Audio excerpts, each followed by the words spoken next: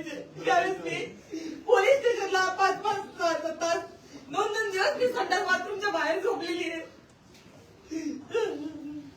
आणि अनेक वेळा न्यायालयामध्ये ज्यावेळेस आपण शेतकरी गुन्ह्यावर काम करतो तर त्यावेळेस ते वकिलाचे पैसे भरण्यासाठी, न्यायालयाचे पैसे भरण्यासाठी सुद्धा माझ्या खिशामध्ये पैसे नसायचे. पण अशा परिस्थितीमध्ये त्यांचा आवाज बुलंद केला. माझ्या गेवराई तालुक्यातल्या कार्यकर्त्यांनी कधी माझ्याकडून वड्यापावची सुद्धा अपेक्षा केली नाही. मी बिनलग्नाची मुलगी होते.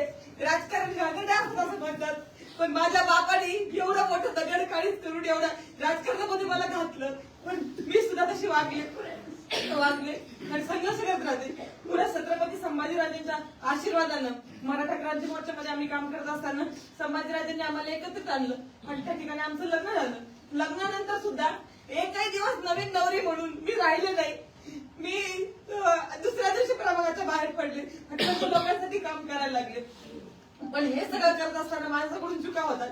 माझ्या आयुष्यामध्ये माझं पूर्ण आयुष्य शेतकरी विरुद्ध कारखानदार यांच्या संघर्षामध्ये गेलेलं आहे. आणि आज इथं मी खेड्यातली मुलगी शहरात आल्यानंतर 360 डिग्री मध्ये माझं आयुष्य पूर्ण चेंज